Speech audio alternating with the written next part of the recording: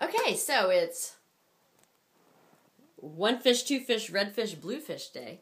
Also, I watched the last video, and I'm sorry, I need to quit leaning on the dresser where I'm filming this from because it was kind of shaky. So, I'll do better this time. Sorry, it's a little dark over here, too, but the sun, can't really control it.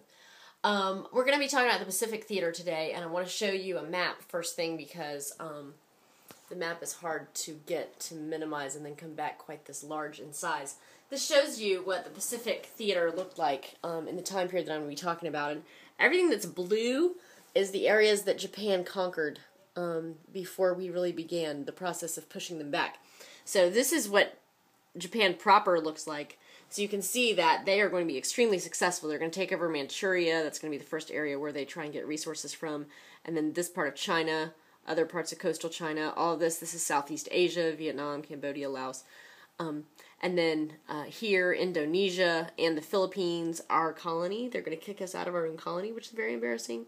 You can see all of these areas are taken over as well. Down here, almost to Australia. This is where the kind of turning point battle where we keep them from taking Australia happens. Okay?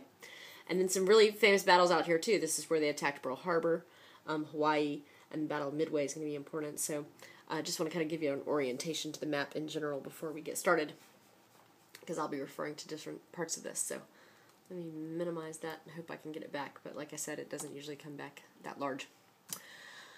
Alright, so in July of 1941, Japan took over Indochina, which is that southern part of China. And we had an embargo against Japan as a result of this. So we were not in the war yet. We were basically trying to protest and put pressure on Japan that we were backing China and that they needed to stop doing that. Now, the Japanese were extremely dependent upon our oil trade, and so it becomes very clear to them that they're not going to be able to continue sustaining their war machine if we don't sell them oil. So it's in November of that year that they decide that they're going to have to attack us sooner or later, and it would probably be better to do it sooner rather than later. That basically the United States was only going to get stronger. So a surprise attack seemed important to them. We had broken their code. All of the messages that were communicated in this time period were in code. And we broke the Japanese code, so we actually knew they were planning to attack us. We just weren't exactly sure where. Our code was never broken during World War II. Our code was... Oh my goodness, I've got this way. We're so miserable. I need to fix that. Sorry about that. Our code was never broken, and it was due to the fact that it was the Navajo language of the Native Americans, and no one else in any other part of the world would have had access to that language structure. So I'm actually going to shift this over a little bit like that, because you don't really need to see the other part. You just need to see this part. So, sorry I took so long to figure that out. All right, so in December, the Japanese attack us in Hawaii at our naval base that we had built there called Pearl Harbor. It was a horrible attack. Over 2,400 people died, mostly military personnel since it was a naval base, but a few civilians as well. And at that point, Franklin Delano Roosevelt declared war, and we joined the Allied forces, and he made that famous speech where he said, "This is a day that will live in infamy," was the idea. So by May of 1942, if you recall, we're already up trying to figure out how we're going to fight in Europe, and we're not fighting in France yet. But we are fighting two wars at the same time, basically, so we had an unusual position. It's the Battle of Coral Sea. That was the battle I talked about down there right above Australia, where we actually defeated the Japanese, and we kept them from taking over Australia, which was a British colony. So we were really fortunate in that we were able to stop the Japanese there and keep them from taking that important land symbolically and otherwise. And then in 1942 in June, we had an important battle called the Battle of Midway, and that was in an island out there in the middle of the Pacific Ocean. Let me show it to you. The Battle of Midway is really aptly named because it's the point in the war where we stop losing and the Japanese stop winning. So it's the midpoint. Up to this point, the Japanese had been winning and we had been losing, and after Midway, we go on the offensive and the Japanese ever after that will be on the defensive. What happens is they don't know that we've broken their code, and so they don't know that we know that they're heading towards Midway, and so we are able to anticipate and surprise attack them before they attack us, and we take down a lot of their aircraft carriers. Oh, by the way, we haven't talked about that. In the Pacific realm, the newest technology related to naval forces is the aircraft carrier. And the aircraft carrier is going to be really important to helping us in that front. So this is the turning point of the war in the Pacific front, because from this point forward we'll be winning. And we'll watch a video clip in class of the Battle of Midway. In August of 1942, we have another famous battle called the Battle of Guadalcanal. We're going to be reading a really cool reading about the Battle of Guadalcanal. What you need to know now is that it was Japan's first defeat on land, and it was after the Battle of Guadalcanal that we came up with a strategy called the leapfrogging strategy.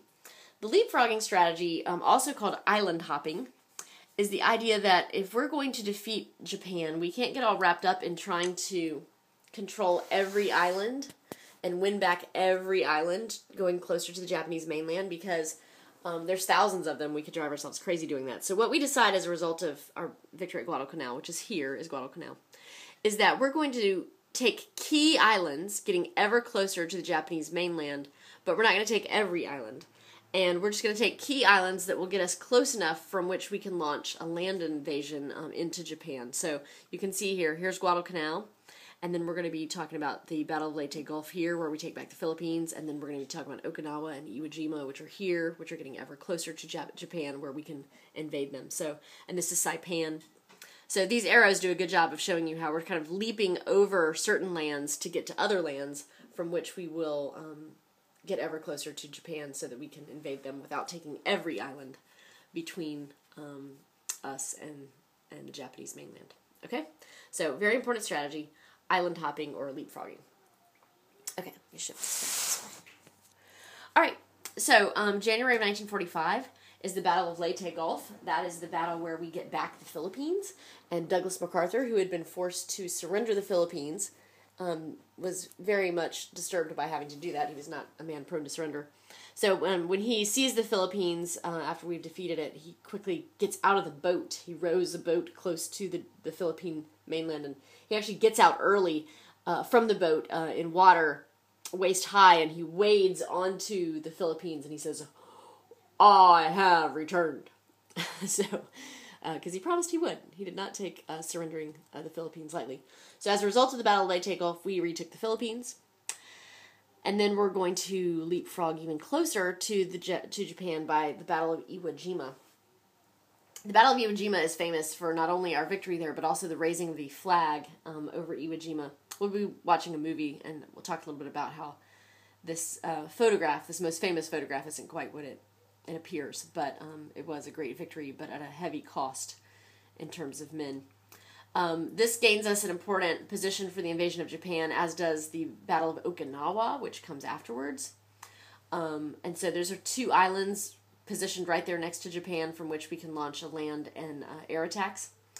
And so it's at that point that the people in charge of the Manhattan Project, or the building of the atomic bomb, have met with Harry Truman. Harry Truman had not been vice president for long, if you recall, and he knew almost nothing about the atomic weapon that was being developed. He didn't know anything about it at all, actually. And so when they let Harry Truman know, oh, by the way, boss, we're working on this weapon that's going to have awesome power of destruction. When Harry S. Truman heard about the atomic weapon, he didn't really flinch. He was he understood the massive nature of the weapon and also the level of destruction that it would cause, but he also did a calculation in his mind. His idea was this: well, if we invade Japan using conventional warfare, and not nuclear warfare, or there's not a nuclear bomb actually yet, it's an atomic bomb. We don't have a nuclear bomb until the 1950s. But his idea was that if we do a mainland invasion using conventional forces, it'll cost 500,000 American lives. Or if we use the atomic bomb, it might cost as much as 500,000 Japanese lives. And his sense was, well, the Japanese attacked us. We didn't attack them. So it was a preemptive strike. So he really didn't have a lot of problems with the idea of using the atomic weapon. He was kind of the perfect guy to make this decision, if the decision had to be made, because he's very decisive, and he stuck by his decisions. And so, it was Harry S. Truman, after meeting with American forces familiar with the Manhattan Project, that he got together with their allies, and he told the Japanese they needed to surrender or face prompt and utter destruction. and the Japanese did not surrender, and so on August the 6th, we dropped the first atomic bomb on Hiroshima, and then on August the 9th, 3 days later, the Japanese still did not surrender, and so we dropped our second weapon on Nagasaki. And we'll be talking about the costs of both of these weapons, in terms of the number of humans who were killed.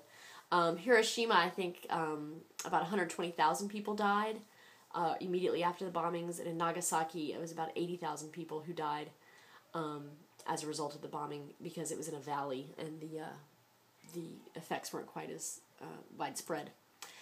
Japan, after that point, agreed to surrender, and Emperor Hirohito appeared on the radio, and he, for the first time, his voice was heard by common Japanese people. He told them to surrender, and the surrender was signed to Douglas MacArthur on the USS Missouri, soon after, and Japan agreed to unconditional surrender. So, the Japanese surrender is announced. It takes place on the USS Missouri on September the 2nd, and that becomes known as Victory in Japan Day. And it is widely celebrated worldwide, as World War II is officially brought to a conclusion with the result of that surrender. So, what we're going to be talking about next and last, as we prepare you for your assessment on World War II, is how the different Allied leaders met during World War II, and how they went about deciding the major decisions that led us to the successful outcome of the war. Okay, so thanks a lot. See you in class.